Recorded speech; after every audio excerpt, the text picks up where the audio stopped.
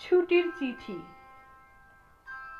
প্রিয় শ্রদ্ধাস্পদ স্বামী শ্রী রবীন্দ্রনাথ ঠাকুর সমীপেষু। শুনছ, আমাকে কি তুমি আজও তেমনি ভালোবাসো? মনে করো, যেমন তুমি শত কাজের ভিড়েও গোপনে আমার কথা ভাবতে, আমায় চিঠি লিখতে। কত কত দিন পেরিয়ে গেল, তোমার মুখোমুখি নেই আমি। আছে শুধু তোমার অন্তরের অন্দরমহলে আমার স্মৃতিচিহ্ন।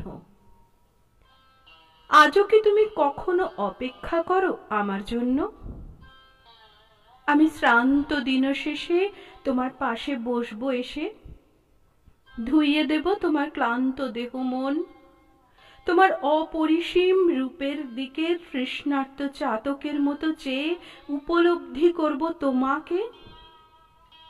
তোমার অস্তিত্ব আমার দেহ মনে রন্ধ্রে রন্ধ্রে আমাকে যে বাঁচিয়ে রাখে। মনে পড়ে যখন অচেনা মানুষের ভিড়ে সারাটা দিন দুটো চোখ তোমার দর্শনে সুতীব্র আকুলতা নিয়ে কাটাতো। সময় পেরিয়ে গেলেও তোমার আশাটাই ছিল মহামূল্যবান। তুমি আসবে, নতুন বউ বলে বসবে।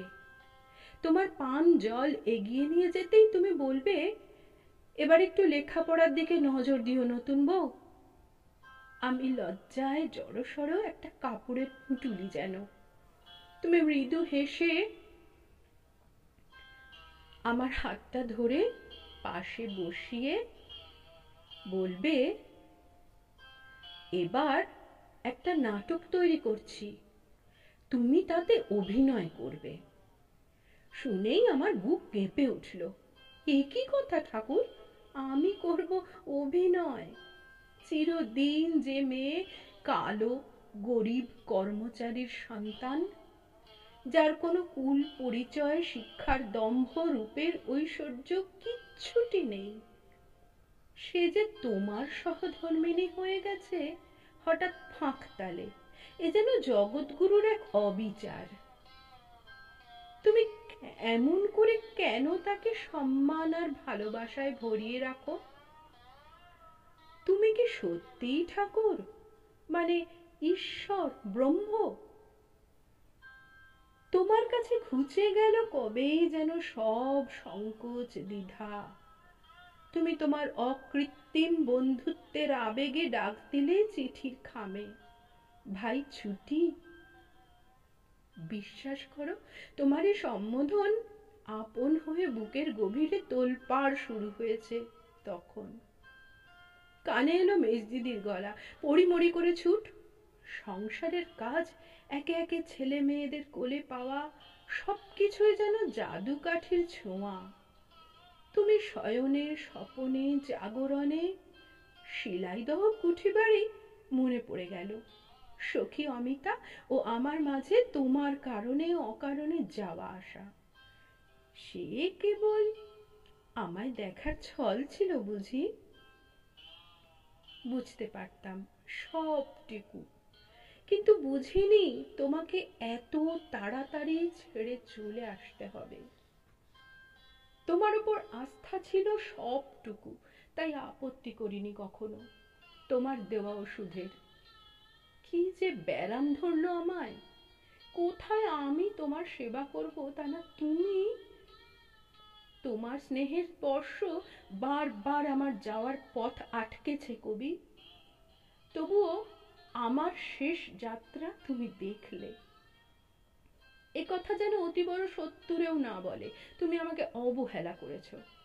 তুমি যে বিশ্বের রবি, তুমি আমার জীবন স্বামী।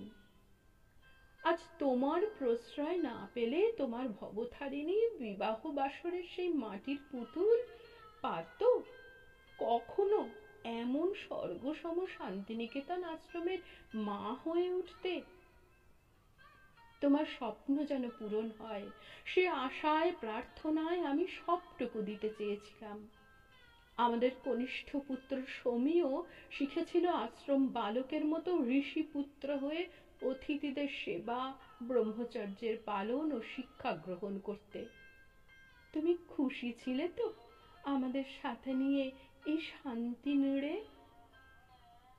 প্রিয় স্বামী, আজও আমি আছি তোমার সঙ্গে, তোমার প্রতিটি সৃষ্টির পালকের মুকুট হয়ে। মৃণালিনী, তোমার হৃদয় পদ্ম ফুটে আছে, তোমার হৃদয় পদ্ম হয়ে ফুটে আছে মৃণালিনী। থাকবে, থাকবে জানি চিরদিন। তোমার অমৃত সাগর মাঝারে ভাসিছে অবিরাম। তোমার আমার এই বিরহের অন্তরালে কত আর সেতু বাঁধি। ইতি তোমার ছুটি।